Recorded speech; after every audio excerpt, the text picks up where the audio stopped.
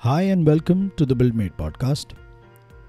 सबसे पहले बात करेंगे एक ऐसे प्रोडक्ट की जो आपके घर के बजट का 15 से 25% का हिस्सेदार है। एक ऐसा प्रोडक्ट जिसके बिना घर बन नहीं सकता। एक ऐसा प्रोडक्ट जो आपके घर का सही मायने में एकमात्र सेफ्टी फैक्टर है।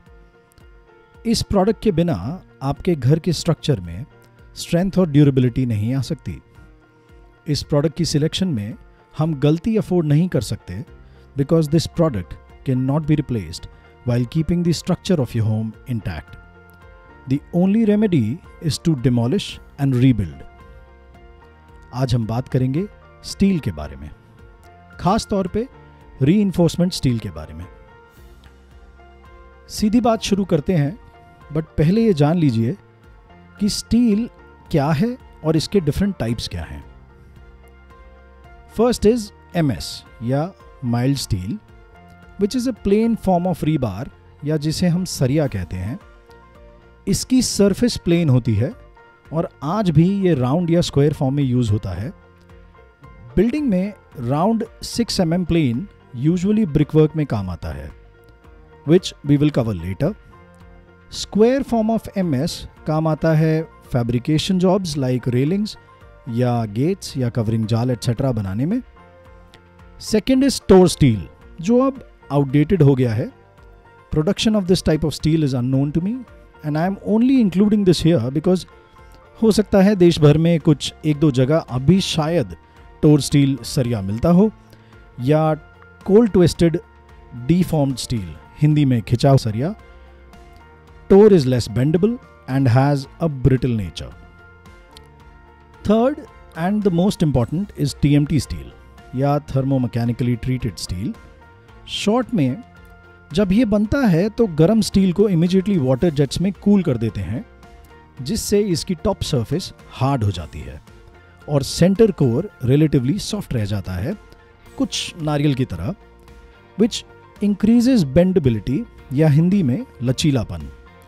तो TMT में आपको मजबूती के साथ साथ लचीलापन भी मिलता है और थोड़ी ही देर में आप समझ जाएंगे कि ये लचीलापन इंपॉर्टेंट क्यों है।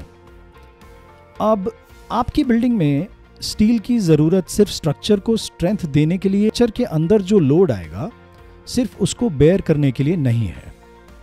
Steel actually gives your building the ability to withstand the test of nature.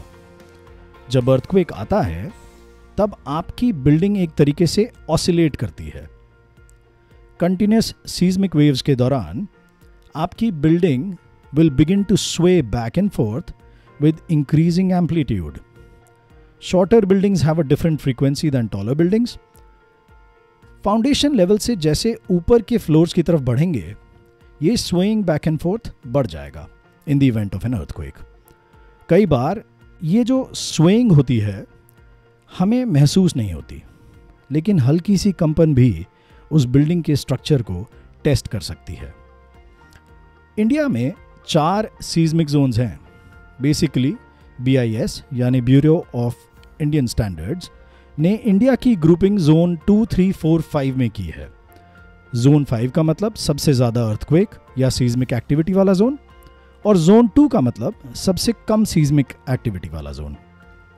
अब जोन 5 में पूरा नॉर्थ ईस्ट इंडिया, कुछ जम्मू एंड कश्मीर का एरिया, लद्दाख, हिमाचल प्रदेश, कुछ एरिया उत्तराखंड का, run of Kutch, north Bihar और अंडमान एंड निकोबार आइलैंड्स आते हैं। जोन 4 में जम्मू एंड कश्मीर, लद्दाख, हिमाचल के बाकी areas, Delhi, Sikkim, northern UP, Bihar, West Bengal, part of Gujarat and small portion of Maharashtra near west coast और राजस्थान आता है। जोन 3 में केरला, गोवा, लक्षद्वीप, बाकी का बचा हुआ यूपी, गुजरात और West Bengal, parts of Punjab, Rajasthan, MP, Bihar, Jharkhand, Chhattisgarh, Maharashtra, Orissa, Andhra Pradesh, Tamil Nadu और कर्नाटका आता है। जोन 2 में बची हुई बाकी की इंडियन टेरिटरी आती है। अब 2 वर्ड्स पर फोकस करना है जो इस पूरी साइंस का क्रक्स है। Concrete buildings which are normally brittle can be made ductile by using steel reinforcements. A ductile building is able to bend and flex when exposed to the shear forces of the earthquake. अब वो दो words कौन से हैं? वो दो words हैं brittle और ductile. Brittle का मतलब रिलेटिवली आसानी से ब्रेक होने का नेचर. डक्टिलिटी या डक्टाइल का मतलब ability to be deformed without losing its toughness. मतलब जब अर्थक्वेक आपकी बिल्डिंग से सवाल पूछे कि तुम कितने टफ हो, your building should be able to say, I am tough enough to be deformed by you, but I will not break. कहते हैं ना कि जो झुकते नहीं वो टूट जाते हैं. हमारा घर हम्बल रहेगा. Earthquake resistant design philosophy dominate करता है आपके स्टील स्ट्रक्चर के डिजाइन को. Now it is noteworthy to mention that after Nepal earthquake in April 2015 India में शुरुआत हुई ग्रेड 500D की, D for ductile, individual houses के सेक्टर में. तब तक डक्टिलिटी शायद कभी हमारी स्कूल की साइंस क्लास में सुना हुआ एक शब्द था जिसका मतलब कुछ को याद था और काफ़ी भूल गए थे. अर्थक्वेक रेजिस्टेंट डिज़ाइन एक पूरा सब्जेक्ट है अपने बारे में, बट जिस्ट में उसका मतलब बताने की कोशिश करता हूं. Point number 1, in the event of a minor earthquake the building should not undergo any damages. In a medium intensity earthquake the building may develop some damages but they should be repairable. And in a high intensity seismic activity, the building may develop irreparable damages, but in no condition should the structure fail, and it should give the people enough time to evacuate. अगर आप इसके बारे में और जानकारी चाहते हैं तो you can check IS 13920. ये 2016 से लागू हुआ है नेपाल अर्थक्वेक के ठीक बाद. हर बिल्डिंग का निर्माण वैसे इस कोड के अनुसार होना चाहिए. अब जब आपके ड्रीम होम की सेफ्टी इनबिल्ट है उसके स्ट्रक्चरल डिज़ाइन में, जो डिक्टेट करता है आपके स्टील की रिक्वायरमेंट को, तो ये कहना कि decision to choose the right steel for your home lies in the basic requirement of your home's structural need बिल्कुल सही होगा. After all you must realise that steel is the only safety feature of your home.